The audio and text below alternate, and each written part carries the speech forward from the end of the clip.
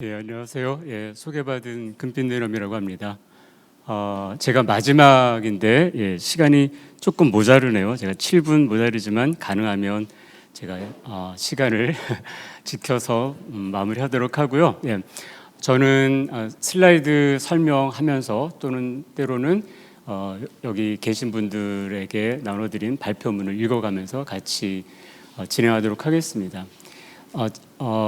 윤소림 학예사께서 저한테 연락을 주셨을 때 이제 공예라는 키워드로 심포지엄을 개최하고 전시를 하는데 제가 어떤 식으로 여기에 조금이라도 일조할 수 있을까 좀 고민을 했었어요. 근데 제가 이제 예상이 좀 들어맞았던 것 같은데 제가 마지막에 해야지만 우리의 이 고민과 과제가 다시 되새기는 시간이 될 수 있지 않을까 이런 생각을 하게 됐습니다. 사실 부제가 제가 여러분에게 드리고자 싶은 말씀 그대로입니다.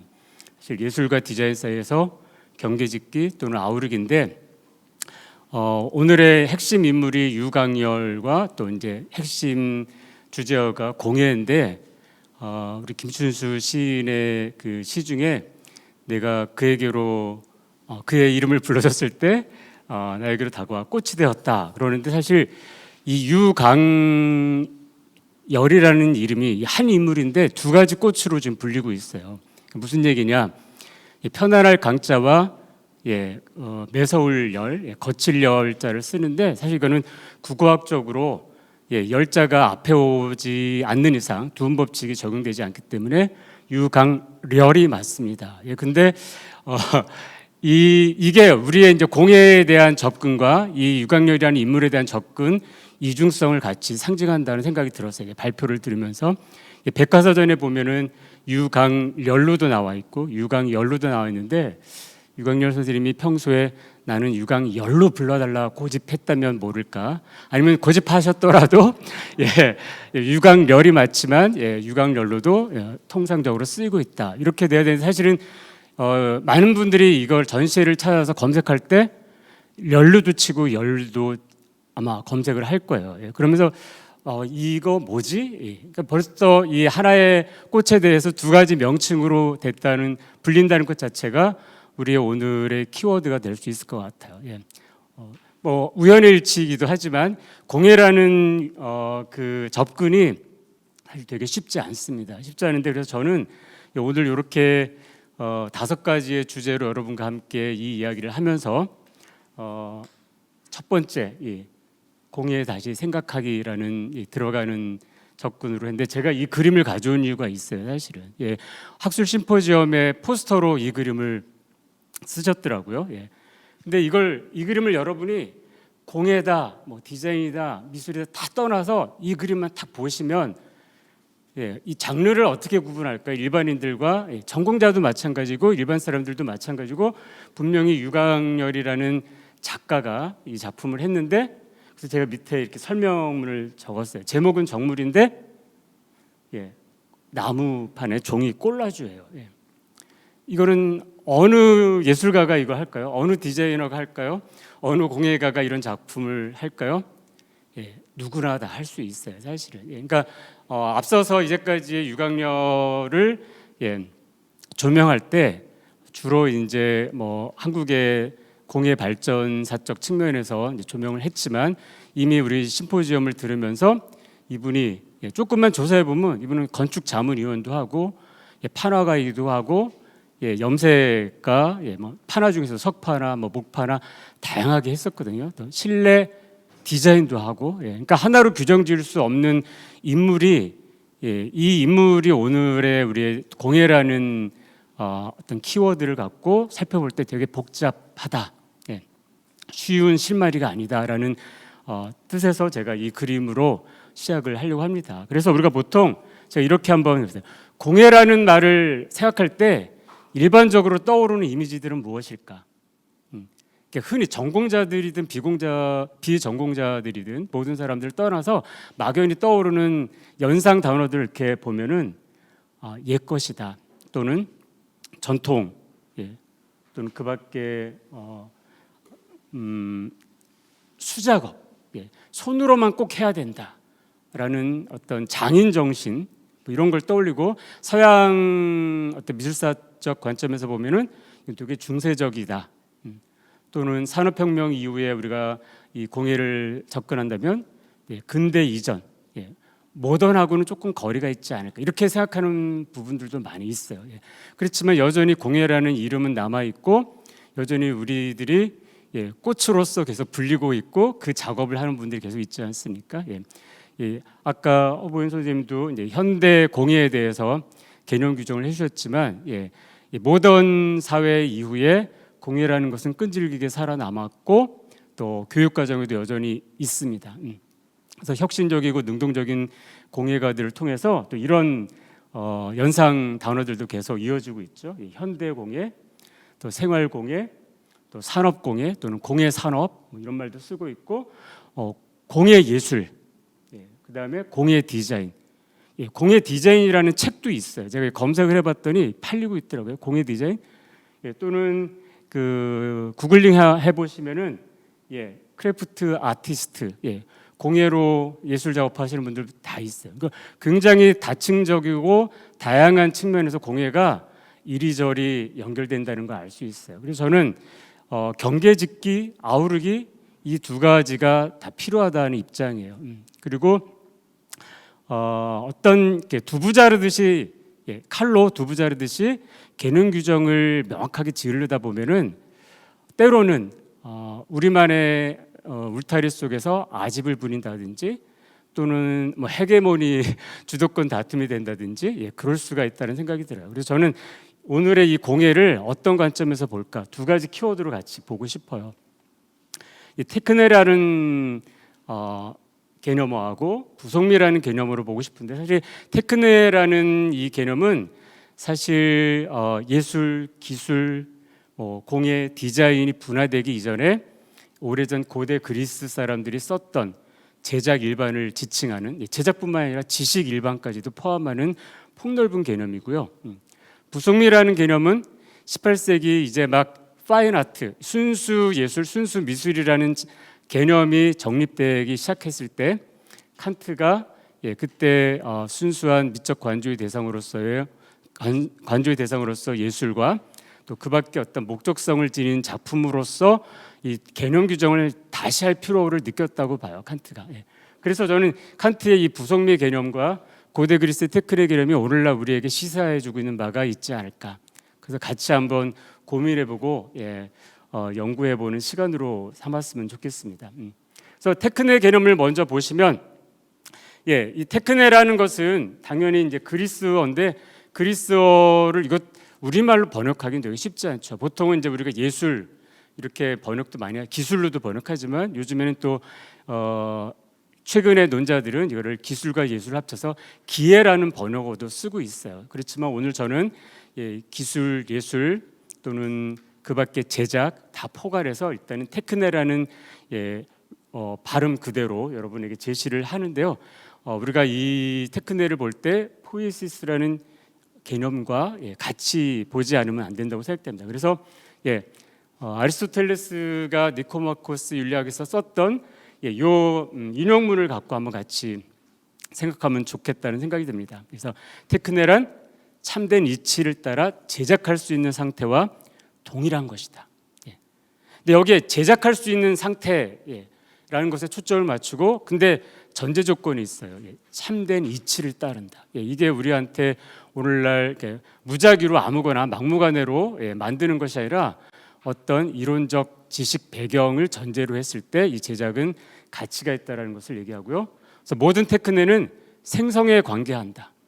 우리의 문명사적 또 문화사적 접근에서 봤을 때 인류의 발전은 생성의 결과물, 집적체라는 것을 알 수가 있습니다. 그래서 이 생성과 관련될 때 이 테크네를 발휘하는 사람이 누구냐? 바로 제작자라는 거예요. 그 제작자를 오늘날 화가에게도 해당되고 공예가에도 해당되고 음악가에도 해당되고 문학가에도 해당이 됩니다. 되게 폭넓은 거죠. 그래서 우리가 아리스토텔레스의 이 개념을 통해서 분화되지 않은 이 제작 개념을 통해서 우리가 공예를 바라본다면 훨씬 더 우리가 그 운신의 폭이 넓어지지 않을까라는 생각을 하게 됩니다. 그래서 일단 잠깐 요거에 대한 이제 배경 설명을 좀 더 해드리면, 테크네는 제작을 의미하는 포ie시스와 상관 개념이면서 또 하나 넓은 의미의 인식을 가리키는 특수한 한 방식이에요. 그러니까 테크네는 우리는 보통 제작만 생각하거든요. 예, 만든다는 것만 생각하지만 사실 테크네라는 본뜻 속에는 인식, 지식이라는 뜻도 같이 있어요. 이게 되게 놀라운 거예요. 우리는 그러니까 손작업만 생각하지만 이 손작업을 하는 그 원초적인 배경 속에는 인간의 지적 능력, 이론적 지식들이 작용하고 있다라는 것, 이걸 우리가 좀 생각할 필요가 있다는 생각이 듭니다. 그래서 제가 간단하게 아리스토텔레스가 인간의 지식 활동을 세 가지로 나눈 것을 제가 표로 한번 만들어봤는데요. 이게 이론학, 실천학, 제작학으로 나눌 수 있어요. 이 제작에 관련된 그리스어가 포에시스고, 이것과 관련된 실질적인 기능적 지식, 실질적인 제작적 기술을 테크네라고 합니다. 그래서 아리스토텔레스에 의해서 이 일반적인 머리로 생각하는 이론적 지식이나 실천, 윤리적 행위와는 독립된 예술만이 갖고 있는, 기회만이 갖고 있는, 공예, 테크네, 제작학이 갖고 있는 독특한 위상을 확립하게 되죠. 그런데 이것은 요 세 가지 이 테크네라는 것은 결국은 아리스토텔레스가 말하는 인간의 참된 지식, 에피스테메를 완성하는 되게 중요한 역할을 하고 있습니다. 우리 인간한테는 이론 지식도 필요하고 실천 지식도 필요하고 제작 지식도 필요해요. 그런데 이 제작 지식이 테크네라는 것, 지식이에요. 이것도 테크네도 또 하나의 지식인데, 이 지식을 토대로 우리가 세상의 모든 대상의 원인을 제공하는 기술로서 작용한다는 걸 알 수 있어요. 그래서 참된 지식, 참된 에피스테메라는 것은 결국은 우리의 대상의 원인을 아는 것, 내가 이 도자기면 도자기의 원인을 아는 것, 책상이면 책상의 원인을 아는 것, 어떤 장신구면 장신구의 원인을 아는 것에서 출발하고, 그것이 인간의 경험을 통해서 또 경험에 의존하고 그것을 아는 지식을 통해서 이루어지는 참된 지식, 그 에피스테메의 결과물이 바로 테크네라는 사실을 알 수가 있어요. 굉장히 좀 폭넓게 생각하면 우리가 공예에 대한 부분이 좀 더 넓게 해석할 수 있다고 봅니다. 결국은 지적 활동의 결과물이고, 우리의 인간이 꿈꾸고 있는 참된 지식에 대한 추구의 한 과정 속에서 나타난 결과물이 테크네라고 볼 수 있어요.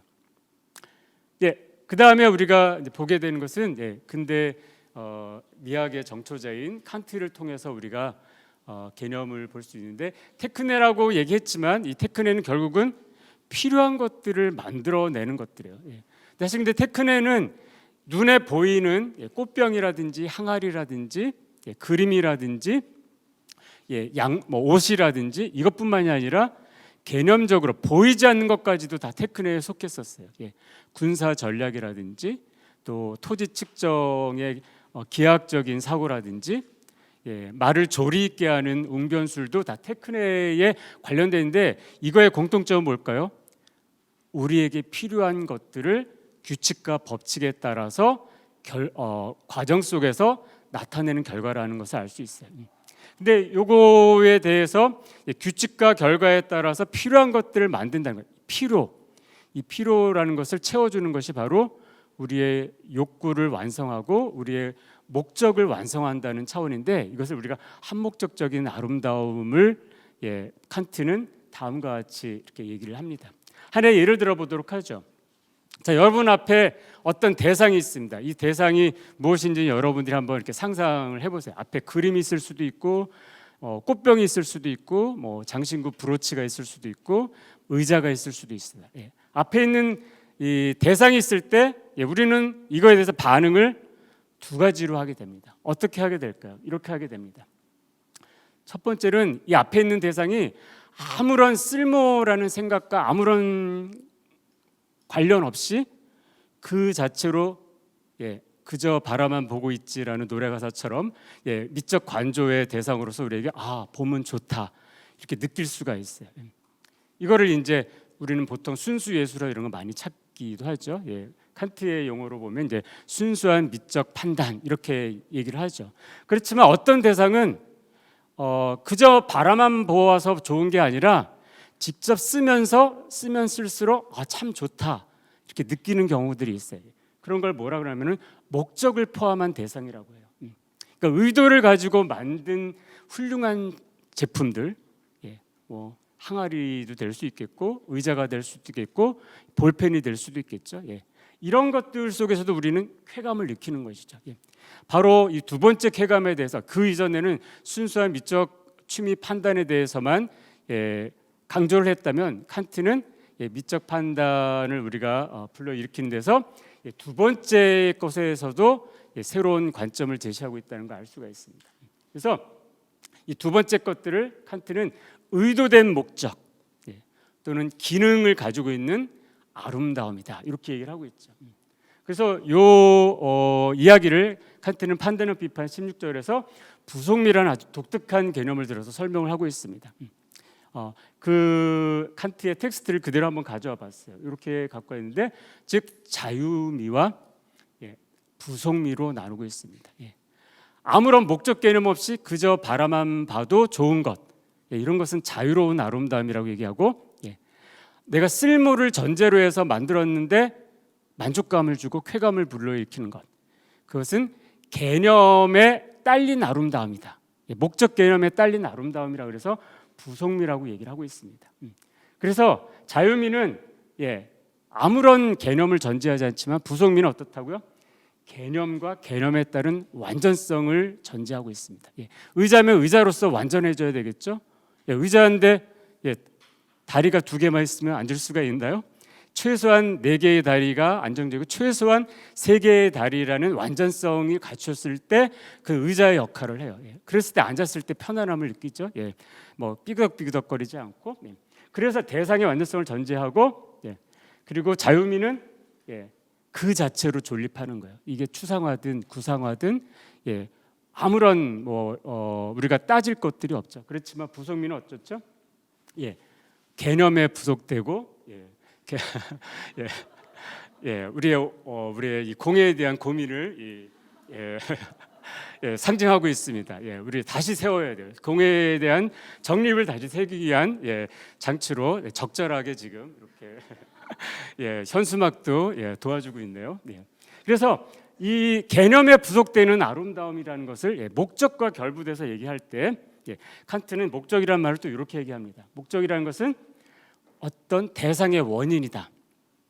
대상을 가능케 하는 실제적 근거다. 생각해 보세요. 항아리는 왜 있을까요?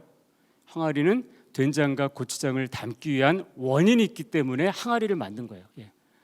그런 차원에서 우리가 개념이 갖고 있는 인과성을 우리는 이제 목적 개념이라고 본다면, 자 이제까지 그러면 제가 시간 조절을 하기 위해서 좀 빨리 진행할 터인데요. 지금 아까 칸트의 16절에서 자유미와 부속미라는 이 정의 속에서 우리가 몇 가지 간략하게 다시 정리해 볼 수 있을 것 같아요. 첫 번째, 자유미는 목적을 전제하지만 부속미는 목적 개념과 대상의 완전성을 전제한다. 두 번째, 부속미는 제약된 아름다움이다. 이 제약된 아름다움이 뭘까요? 우리가 그냥 다빈치의 미켈란젤로든 다빈치의 미켈란젤로가 아니죠. 다빈치의 모나리자든 긴장하고 있습니다. 다빈치의 모나리자든 또 그 미켈란젤로의 다비드를 볼 때 이게 무엇인지 몰라도 좋아요. 그냥 바라만 보면서 아니면 잭슨 폴록의 추상 표현주의 작품을 볼 때도 내가 뭔지 모르는 대상이지만 그대로 보면 그냥 좋다, 느낌적인 느낌으로 마음에 든다 이렇게 할 수 있죠. 그렇지만 한목적성을 지닌 부속미는 어때야 되죠? 반드시 조건이 따라요. 제약이 있어요. 컨디션, 어떤 이게 무슨 말이냐?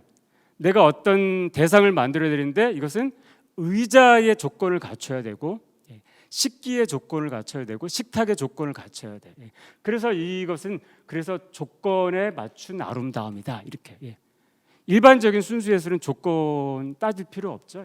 그렇지만 이런 제안은 오히려 우리들한테 여기서 말한 우리들은 디자이너와 공예들에게 오히려 약간의 압박감을 받지만 오히려 필수 조건으로서 더 긍정적인 효과를 발휘하고 이런 제약이 있으니까 우리는 이런 스마트폰에 요 주머니 속에 들어갈 만한 크기에 손바닥만에 들어야 될 크기에 그 속에 MP3 플레이어와 또 카메라와 여러 가지 애플리케이션을 다 총괄적으로 포켓 주머니에 넣을 수 있는 그런 조건에 맞는 휴대폰을 만들 수가 있는 것이죠. 휴대폰을 벽돌만하게 만들다든지 엄청나게 커다란 것으로 만들면 기능은 다 하더라도 그 조건은 충족하지 못하는 것이겠죠. 그런 차원에서 이 조건은 오히려 긍정적으로 작용하고 있어요. 세 번째, 우리가 이걸 볼 때 칸트는 자유미와 부속미로 나누긴 했지만 이것들을 두 가지 쾌들을 결합됐다고 볼 수 있어요. 지금 이 얘기는 우리가 유강렬의 작품 속에서 느낄 수 있어요. 이거를 공예라는 한 목적적인 작품으로 볼 수도 있지만 그 속에서 목적 개념을 떠나서 그 자체를 봤을 때 이거 되게 좋다, 이 색채감 좋다, 이 형체가 되게 나한테 되게 새롭게 와닿는데 두 가지가 같이 결합될 수도 있어요. 그런 차원에서 칸트가 얘기했을 때 이렇게 자유미의 예와 부속미의 예를 들었을 때 이건 칸트가 그 당시에 18세기 칸트의 판단력 비판에서 들었던 얘기도 합니다. 그렇지만 칸트가 예를 들었던 당초 무늬의 그리스풍의 그 식물 무늬가 자유미라는 범주 속에 꼭 국한시켜야 될까? 꼭 그렇게 고정적으로 우리가 단정 지을 필요는 없다고 봅니다. 왜냐? 그런 것들도 당초 무늬라든지 어떤 그 히라풍의 그리스풍의 어떤 그 아라베스크 문양을 그 자체로 봐도 순수한 자유미로도 느낄 수 있지만 그것을 하나의 벽지라든지 항아리의 문양이라든지 그밖에 어떤 톡이라든지 그밖에 뭐 커튼의 또는 어떤 테피스트리의 문양으로 삼는다면 그건 또 하나의 이제 부속미로서도 작용할 수 있다고 봅니다. 그래서 우리가 어떤 동일한 대상을 고착된 개념으로 보지 않고 하나의 다양한 부분으로 본다면 우리는 이 대상을 자유미로도 볼 수 있고 부속미로도 볼 수 있다고 봅니다. 이건 이제 칸트의 텍스트 속에서 그대로 가져왔는데요. 오늘 유강렬이라는 이 작가의 작품을 속에서 공예로도 읽을 수 있고 순수 예술로도 읽을 수 있고 다양한 작품으로도 볼 수 있는데 저는 그렇다고 공예를 뭐 거부하거나 그렇지는 않습니다. 그렇지만 너무 고착시키다 보면 그 속에서 우리의 그 운신의 폭이 굉장히 좁아진다는 뜻에서 이 말씀을 드리고자 합니다. 그래서 자유미만 고집하거나 부속미만 고집하는 것이 아니라 우리가 이거 어떠한 주관적 판단에 의해서 내가 바라보느냐에 따라서 두 가지가 조화를 이룰 수 있다고 봅니다. 그래서 우리가 봤을 때 칸트의 부속미 개념을 본다면 오늘날의 공예든 디자인이든 또 그밖에 아까 우리가 서두에 말했던 테크네라는 개념을 통해서 이 모든 것을 포괄할 수 있다고 봅니다. 그래서 우리가 이제 부속미뿐만 아니라 예술미로서 생각할 수 있는 예를 한번 들어보도록 하죠. 고려 시대의 상감청자, 그다음에 조선 시대의 청아백자. 이거 오늘날 여러분들을 박물관에 가면 뭘로 보고 있죠? 순수한 미적 관조의 대상으로 자유미로 우리가 감상을 해요. 그렇지만 오늘날 그렇지만 그 당대를 생각해 보세요. 그 당대 이것은 오늘날식으로 말하면은 산업 수출 품목이었어요. 신안 앞바다에 우리 그 청자 인양했던 파손됐던 배 인양했던 거 기억나시죠? 당나라와 중국과 한국 사이에 도자기 무역선이었다는 걸 알 수 있어요. 그것은 오늘날 시각으로 보면 하나의 상품이었고 또 다로 실용적인 목적일 한목적적인 부속미였다는 걸 알 수가 있어요. 그러니까 하나로 고착할 필요가 없다는 하나의 예죠. 유강렬의 장르를 넘나드는 수많은 작품들 또한 마찬가지라고 봅니다. 그렇기 때문에 공예라는 키워드로도 또 디자인적 접근, 순수 예술적 접근, 공예 예술가 또 디자인 공예 이게 다양한 언어와 접합해서 우리가 넘나들 수 있다고 봅니다. 특히 오늘날 공예 작업을 하시는 분들도 너무 그거를 전통적인 수작업에만 얽매인다면 더 나아갈 수 있는, 현대화시킬 수 있는 부분들이 스스로 차단한다고 볼 수 있습니다. 그런 차원에서 이 말씀을 드렸고요. 몇 가지 경계짓기를 말씀드리면, 이렇게 같은 점과 다른 점을 본다면, 이거는 이제 여러분 수많은 논자들이 얘기했던 거고 여러분들도 충분히 공감할 수 있는 부분들이에요. 공예와 디자인은 일단 어떤 면에서 같죠? 특별한 기능을 하기 위해서 목적을 갖고 대상을 만들어냈다는 데서 공통점이 있어요. 그리고 그 대상들이 나름대로의 역할들을 잘 해내고 있는 것이죠.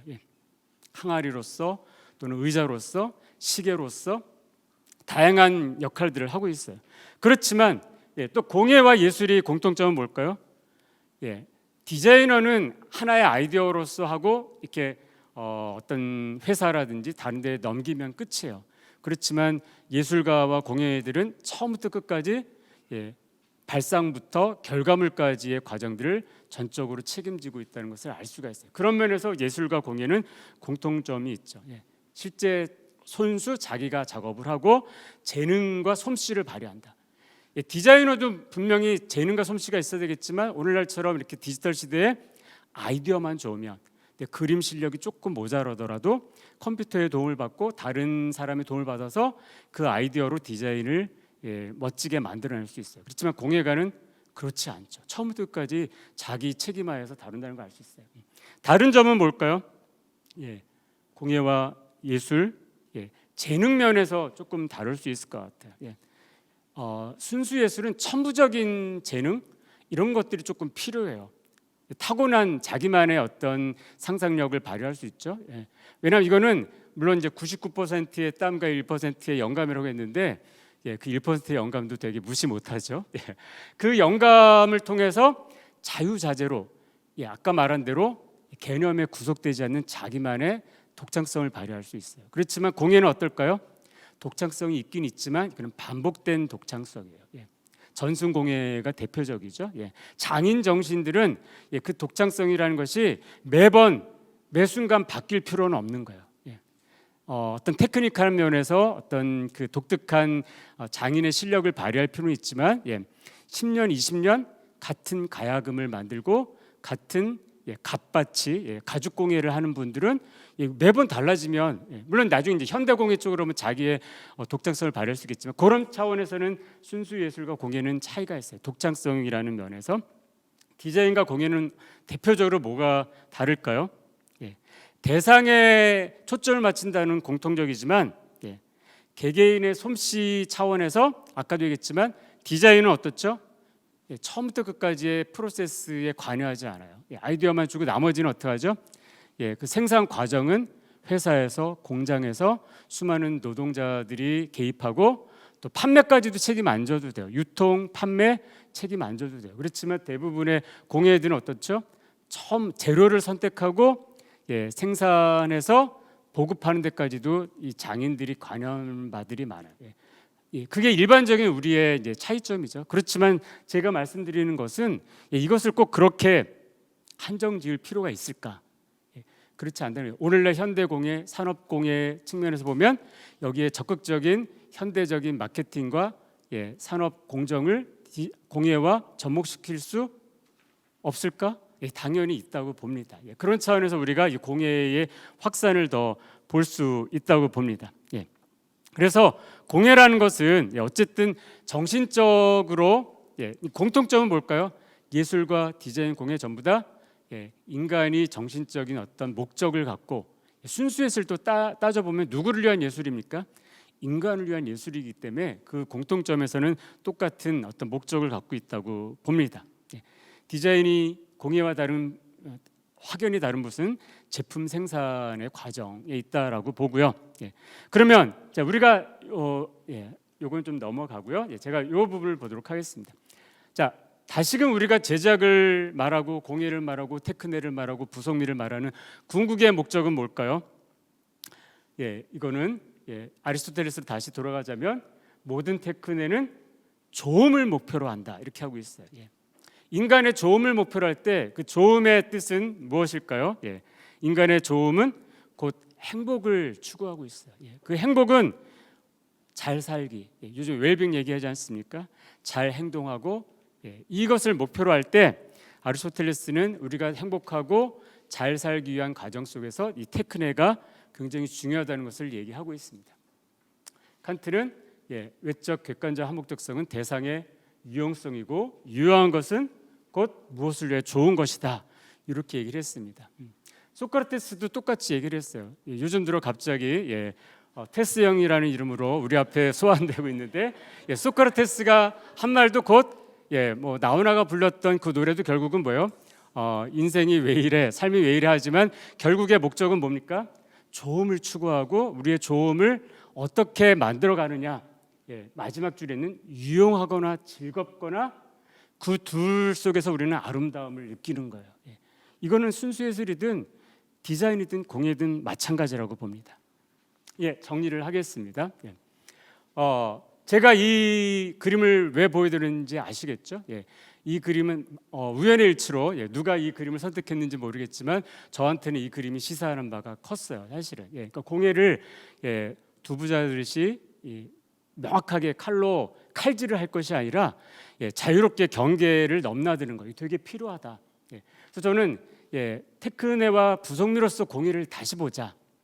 다시 보면서 인류 역사는, 문명의 역사는 한목적성의 한목적성을 추구하는 그 결과물의 문명과 결과물의 산물로서 문명과 문화를 이루었다, 이렇게 봅니다. 그렇다면 이제 마지막으로 보면, 자, 우리의 과제는 뭘까요? 순수하게 창작의 길에만 설 것인가, 아니면 대량 생산의 길에 설 것인가? 같은 말을 달리 표현하면 전통 공예에 몰두할 것인가, 아니면 산업 공예에 이바지할 것인가, 아니면 이제 이거 칸트식으로 얘기하면 순수한 미적 관조의 자유미로서 공예를 바라볼 것인가, 아니면 실용적 목적이 잘 드러나는 부속미 관점에서 공예를 추구할 것인가.